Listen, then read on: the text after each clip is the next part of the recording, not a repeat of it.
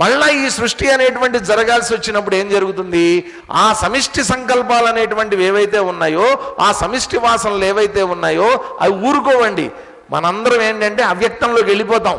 అవ్యక్తంలోకి వెళ్ళిపోయినటువంటి వాళ్ళము అక్కడ ఉన్నన్ని రోజులు ఉన్న తర్వాత మనకి ఇక్కడ అలవాటు పడిపోయింది కదండి. అన్ని కావాలి, అది కావాలి, ఇది కావాలి, అది చేయాలి, ఇది చేయాలని అలవాటు పడిపోయి ఉంటుంది కదా. అక్కడికి వెళ్ళిన తర్వాత ఆ సమిష్టి సంకల్పం మళ్ళా పనిచేయడం మొదలు పెడుతుంది. నేను పుట్టాలి, నేను పుట్టాలి, నేను పుట్టాలి, మళ్ళా పుట్టాలి, మళ్ళా పుట్టాలి, మళ్ళా పుట్టాలి. సమిష్టి సంకల్పం కొంతకాలం ప్రశాంతంగానే ఉంటుందట. తర్వాత మళ్ళా లోపల నుంచి సంస్కారాల యొక్క ప్రభావం ప్రారంభమవుతుంది. అప్పుడు పరమాత్మ ఏం చేస్తాడండి? ఏం చేస్తాడు పాపం? ఆయన మాత్రం ఏం చేస్తాడు? అరే హ్యాపీగా ఉండండిరా నాయన అంటే, ఆహా మేము పుట్టాలి. ఎందుకని? సంస్కారాలు అలాగే ఉన్నాయి, అవి ఎక్కడికి పోవట్లా. సంస్కార క్షయం జరగలేదు, వాసనాక్షయం జరగలేదు. సమిష్టి, పైగా ఒకటి కాదు కొన్ని కోట్ల మంది, ఇంకా ఎంతమంది, ఎన్ని గ్రహాల్లో ఎంతమంది ఉన్నారో వీళ్ళందరి యొక్క సమిష్టి సంకల్పాలు మొత్తం మూట కట్టుకొని ఒక చోట ఉన్నప్పుడు అవన్నీ కూడా మళ్ళా పుట్టాలి, మళ్ళా పుట్టాలి, మళ్ళా ప్రపంచం, మళ్ళా జగత్తు, మళ్ళా సృష్టి అని లోపల నుంచి విపరీతమైనటువంటి ఫోర్స్ పెడుతుంటే ఆ పరమాత్మ ఏం చేస్తాడంటే, మీ కర్మ చావండి అని చెప్పి తస్మిన్ గర్భం దధామ్యహం. వద్దురా మొర్రో, హాయిగా ఉండండిరా, ఇక్కడ అవ్యక్తంలో ఉన్నారు కదా అంటే కావాలి మనకి. అరే ఆదివారం రా, ఇవాళ సెలవురా నాయన, పడుకోరా అంటే పొద్దున్నే లేచి బ్రష్ చేసుకుని స్నానం చేసి టిఫిన్ చేసి రోడ్డు ఎక్కాలి. ఆ రోడ్డు ఎక్కి అందరిల్లు తిరిగి ఇంటికి రాకపోతే నిద్ర పట్టి సాగుదు మనకి. ఓ 10 మందికి ఫోన్లు చేసేసి అందరిల్లు తిరిగేసి ఓ సినిమా చూసేసి ఇంటికి వస్తే అప్పుడు నిద్రపడుతుంది. ఆదివారం కదా ఇంట్లో రెస్ట్ తీసుకోవయ్యా, అబ్బే కుదరదండి. ఇక్కడ అంతే, ఈ సమిష్టి సంకల్పాలు అనేటువంటి లోపల ప్రశాంతంగా ఉండనివ్వవు. అప్పుడేం చేస్తాయి? లేచి కొంతమంది పిల్లలు ఉంటారండి, భలే ఉంటుంది. 2 ఏళ్ల పిల్లలు, 3 ఏళ్ల పిల్లలు, వాళ్ళు ఏం చేస్తారంటే అర్ధరాత్రి 1 గంటకి లేస్తారు. ఇక వాళ్ళ అమ్మా నాన్నని ఒక ఆట ఆడుకుంటారు. వాళ్ళు చస్తే నిద్రపోనివ్వరు. వాళ్ళు పాపం వాళ్ళు పొద్దున్నే ఆఫీసులకి వెళ్ళాలో ఏవో పనులు ఉంటాయి. ఒకళ్ళ తర్వాత ఒకళ్ళు వంతులు వేసుకొని, అరే నువ్వు కాసేపు చూసుకో, నేను కాసేపు, వాడేమో ఆడుకుంటూ ఉంటారు. వాడిని ఆడించాలి అప్పుడు, వాడు నిద్రపోడు. వాడేం చేస్తాడంటే శుభ్రంగా రాత్రి అంతా ఆడుకుని వీళ్ళ నిద్ర చెడగొట్టి పొద్దున్న లేచిన తర్వాత వాళ్ళ అమ్మమ్మ తాతయ్య దగ్గర నిద్రపోతుంటాడు వాడు. కొంతమందికి ఆ టెక్నిక్ ఉంటుంది. మనము అంతే. అరే వద్దు, నీకు ఈ ప్రపంచంతో సంబంధం పెట్టుకోవద్దు, ఈ ఎందుకు అనవసరంగా దీంట్లో ఎందుకు వేలు పెడతావు, ఎందుకు కెలుక్కుంటావు అని చెప్తే కావాలి కావాలి కావాలి. అప్పుడు ఏం చేస్తాడట ఆ పరమాత్మ? ఈ సమిష్టి సంకల్పం యొక్క ప్రేరణని ఆయన తీసుకుంటాడు. అందుకని అస్థి జాయతే చెప్పారు కదా, అప్పుడు పుట్టుక అనేటువంటిది జరుగుతుందన్నమాట. చచ్చినట్టు పుడతాం, అప్పటిదాకా అస్థి ఉంటుందంతే. ఈ ప్రపంచం లేనటువంటి ప్రపంచం ఒక్కసారిగా పుట్టింది. మనిషి పుట్టినట్టే ఈ ప్రపంచం పుడుతోంది. లోపల నుంచి సంకల్పాలన్నీ కూడా ఒక్కసారి వేసుకుని ఆ సంకల్పాల ప్రభావంతో మళ్ళా ప్రాణులన్నీ కూడా ఈ ప్రపంచంలోకి వచ్చి విస్తరించి వాటి వాటి కర్మలన్నింటినీ మొదలు పెడుతూ ఉంటాయి అన్నమాట. ఇది జరిగేటటువంటి వెనక జరిగేటటువంటిది, పైకి కనిపించినటువంటిది, ఈ సృష్టికి వెనక జరిగేటటువంటి వ్యవహారం అన్నమాట. ఇదంతా ఏంటి? మనకి సైంటిస్టులు చెప్పేటటువంటిది కాదు ఇది, వాళ్ళకి తెలీదు. సృష్టి జరిగింది అనేటువంటిది కనుక్కోవడానికి ప్రయత్నం చేశారు. ఎన్నోడు ఏళ్ళు అయిందండి అన్నారు, ఇన్ని కోట్ల సంవత్సరాలు అయిందండి అన్నారు. ఎన్నాళ్ళు ఉంటుందండి అని అడిగాం మేము. వాళ్ళు పాపం చెప్పలేకపోయారు, తెలియదు సార్ ఎన్నాళ్ళు ఉంటుందో అన్నారు. ఉంటే ఉండొచ్చండి, ఇన్నాళ్ళు ఉంది కాబట్టి ఇన్నేళ్ళు కూడా ఉంటే ఉండొచ్చు అన్నారు. అంతవరకే చెప్పగలిగారు. కానీ అసలు ఈ సృష్టి లయం అయిపోయిన తర్వాత ఏం జరిగింది అనేటువంటిది వాళ్ళకి అర్థం కానటువంటి విషయం ఇది. ఇక్కడ మన ఋషులైనటువంటి వాళ్ళు తమకున్నటువంటి అద్భుతమైనటువంటి దివ్య నేత్రంతో, వాళ్ళకు ఉన్నటువంటి అద్భుతమైన ఇంట్యూటివ్ పవర్స్ తోటి మొత్తం వాళ్ళ ధ్యాన పరాకాష్ఠలో వాళ్ళు తెలుసుకున్నటువంటిది ఏంట్రా అంటే, ఇదిగో ఇది జరిగేటటువంటిది. లయమైపోయినప్పుడు మొత్తం అన్ని ప్రాణులు వాటి సంస్కారాలతో సహా వెళ్ళిపోతారు. తర్వాత అక్కడ కొంతకాలం ఉన్న తర్వాత మళ్ళా ఈ సంస్కార సహితంగా ప్రాణులు ఆవిర్భావం అవ్వాలి అని అనుకున్నప్పుడు అప్పుడు పరమాత్మ దాంట్లో గర్భాన్ని ఉంచుతాడు. ఆయన యొక్క ప్రమేయం వల్ల అచేతనంగా ఉన్నటువంటిది కాస్త చైతన్యవంతంగా మారి ఈ ప్రపంచం అనేటువంటిది మళ్ళా ఈ జగత్తు సృష్టింపబడుతూ ఉంటుందట అని చెప్పి సర్వయోనిషు కౌంతేయ మూర్తయ సంభవంతి యాః తాసాం బ్రహ్మ మహద్యోనిః అహం బీజప్రదః పితా సర్వయోనిషు కౌంతేయ మూర్తయః సంభవంతి యాః. మీకు ఇంతకుముందు ఈ రూల్ చెప్పాను, మళ్ళా ఒకసారి రిపీట్ చేస్తున్నాను. మూర్తయ ఉంది కదండి, విసర్గం ఉంది, వెంటనే తర్వాత వచ్చినటువంటి శబ్దం ఏంటి? సంభవం. సా మొదటి అక్షరం సా కదా. విసర్గ తర్వాత కనుక సా వస్తే, ఈవెన్ శా వస్తే, శా గాని సా గాని విసర్గ తర్వాత వస్తే విసర్గ పలకవలసినటువంటి అవసరం లేదు. ఏం చేయొచ్చు? సాకి సావత్తు పెట్టచ్చు, లేదా శాకి శావత్తు కూడా పెట్టుకోవచ్చు. విసర్గ పలకాల్సినటువంటి అవసరం లేదప్పుడు. మూర్తయ సంభవంతి యాః. మళ్ళీ ఒకసారి చదువుదాం. సర్వయోనిషు కౌంతేయ మూర్తయ సంభవంతి యాః తాసాం బ్రహ్మ మహద్యోనిః అహం బీజప్రదః పితా. కౌంతేయ, ఓ అర్జున, సర్వయోనిషు యా మూర్తయః సంభవంతి. అన్ని గర్భాల నుండి, కేవలం అక్కడ సమిష్టివాసంలో అనేటువంటి ఒకే యోని గురించి చెప్పారు. తర్వాత ఇంతమంది ప్రజలు పుట్టిన తర్వాత సర్వయోనిషు, అనేక యోనులు, అనేక రకాలైనటువంటి జాతులు ఇక్కడ ఉన్నాయి. 84 లక్షల రకాల జీవరాశులు అనేటువంటివి ఈ ప్రపంచంలో ఉన్నాయి. సర్వయోనిషు, అన్నిటి యొక్క యోనుల్లో కూడా ఏం జరుగుతుందట? తాసాం మహద్బ్రహ్మ యోని. ఆ మహద్బ్రహ్మలో నేను పెట్టినటువంటి యోని ఏదైతే ఉందో, ఆ బీజం ఏదైతే ఉందో, అహం బీజప్రదః పిత, నేను ఆ బీజాన్ని ఇచ్చేటటువంటి పిత. కాబట్టి తల్లి ఉండాలి, తల్లి గర్భంలోకి తండ్రి తన శుక్రశోణితాలు అనేటువంటివి ఆయన అక్కడ పెట్టినప్పుడు శుక్రశోణితాలు కలిసి ఒక పిండం అనేటువంటిది ఏర్పడి దాని ద్వారా మానవులు అనేటువంటి వాళ్ళు పుడుతున్నారు. ఇది మనకి తెలిసిందే. ఇది దీంట్లో పెద్దగా ఆలోచించాల్సిందేం లేదు, సైన్స్ కూడా చెప్తోంది ఇదే కదా. కాబట్టి లోపల ఎగ్ అనేటువంటిది ఉంటుంది, ఇక్కడి నుంచి వీర్యం అనేటువంటిది వెళ్తుంది పురుషుడిలోంచి. ఆ లోపల ఉన్నటువంటి ఆ తల్లి దగ్గర ఉన్నటువంటి గర్భసంచిలో ఉన్నటువంటి ఆ ఎగ్, ఇక్కడి నుంచి వెళ్ళినటువంటి వీర్యము, ఈ రెండిట్లో కూడా కలిసినటువంటిది ఏదైతే ఉందో దాని ద్వారా అండం అనేటువంటిది సృష్టింపబడి అది తయారై ఆ తల్లి గర్భంలో పెరిగి పెరిగి పెద్దదై తర్వాత ప్రాణి అనేటువంటి వాడు అదే యోని మార్గం ద్వారా బయటకు వస్తున్నాడు. ఇది తెలిసిందే మనకి. కాబట్టి ఎవరో ఒక పిత, తండ్రి అనేటువంటి వాడు తల్లి గర్భంలో దాన్ని ఉంచాలి. ఇక్కడేమన్నారు? మొట్టమొదటి చెప్పినటువంటిది ఏమిటి? సమిష్టి సంకల్పాలు ఏవైతే ఉన్నాయో, అసలు ఈ ప్రపంచం యొక్క సృష్టికి కారణమైనటువంటి యోని ఏదైతే ఉందో దాంట్లో నేను పెట్టినటువంటి బీజం ద్వారానే ఈ సృష్టి అనేటువంటిది ఆవిర్భవించింది. ఆవిర్భవించిన తర్వాత కూడా జరుగుతున్నటువంటిది ఏంటి? మళ్ళా సృష్టికి జరగాలి అంటే ఇక్కడ మళ్ళా మనుషులు పుట్టాలి అంటే, ప్రాణులన్నీ పుట్టాలి అంటే కేవలం మానవులే కదండి, ఇక్కడ ఉండేటటువంటి పశుపక్ష్యాదులు ఏవైనా సరే రెండు కలవాల్సిందే. ప్రకృతి పురుషుడు, స్త్రీ పురుషులు ఇద్దరు కలవాల్సిందే.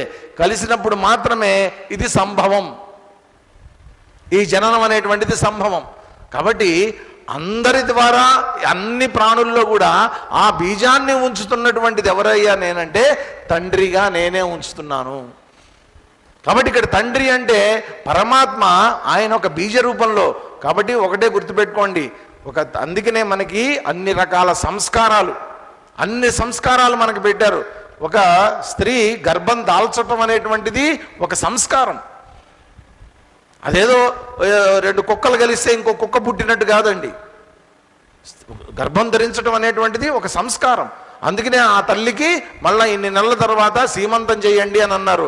ఆ తర్వాత గర్భధారణం జరిగిన తర్వాత 3వ నెల వచ్చిన తర్వాత చేయాల్సినటువంటి సంస్కారాలన్నీ చేస్తున్నారు. అదొక పవిత్రమైనటువంటి కార్యం. ఎందుకని? దాంట్లో భగవంతుడి యొక్క ప్రమేయం ఉంది.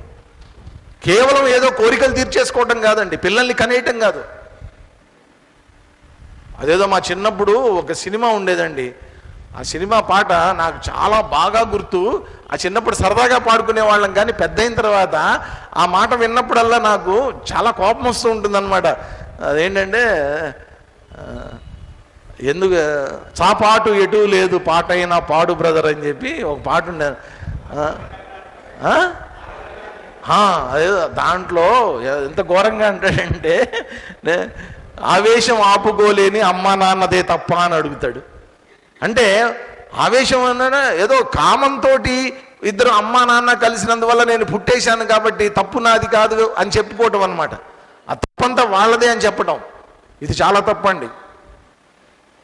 కాబట్టి ఇద్దరు కలుస్తున్నారు అంటే ఆ కలయిక.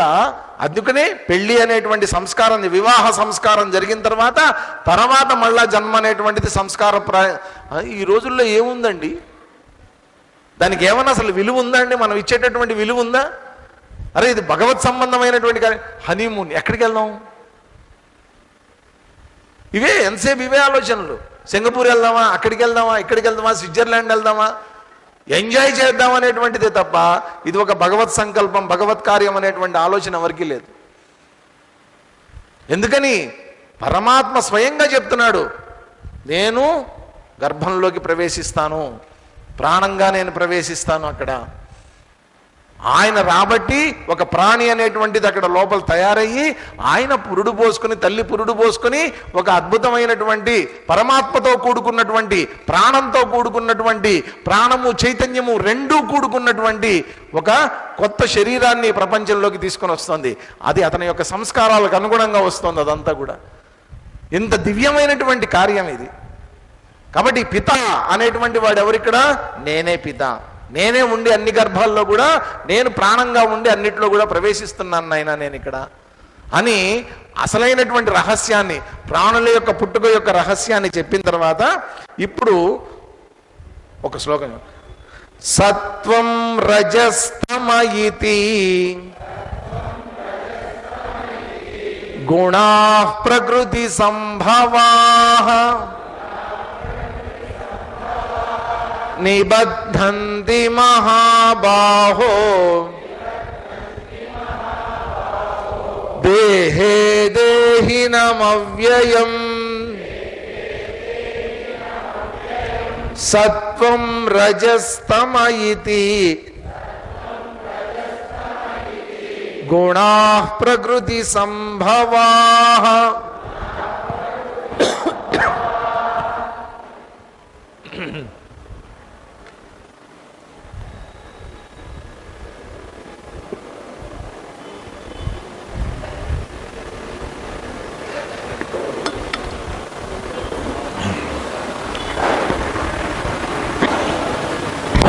నిబద్ధంతి మహాబాహో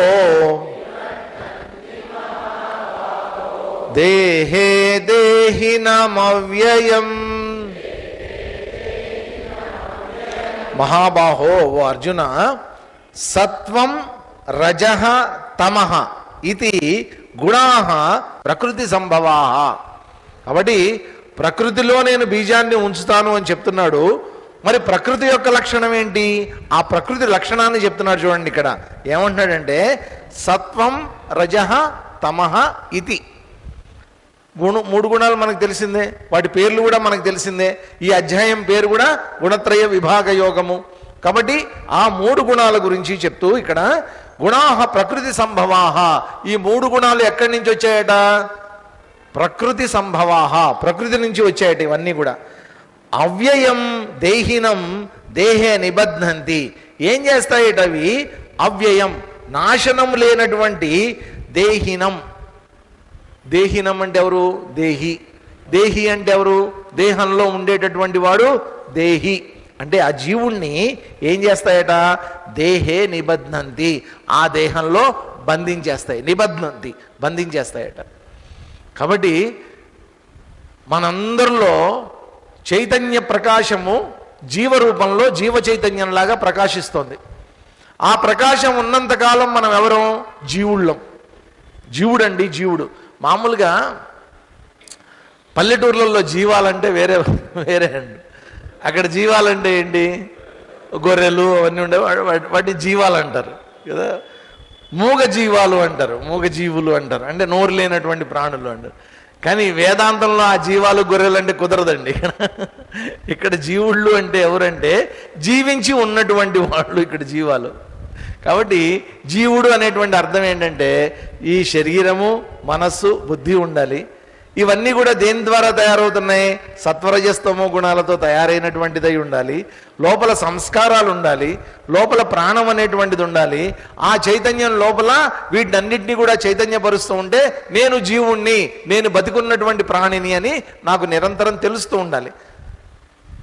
కేవలం మనిషే కాదండి, పిల్లి, కుక్క, జంతువులు, ప్రాణులు అన్నిటికీ కూడా నేను బతికున్నాను అన్న సంగతి ఖచ్చితంగా వాటికి తెలుస్తుంది. రీసెంట్గా మా ఇంట్లో ఏం జరిగిందంటే ఒక సంఘటన జరిగింది.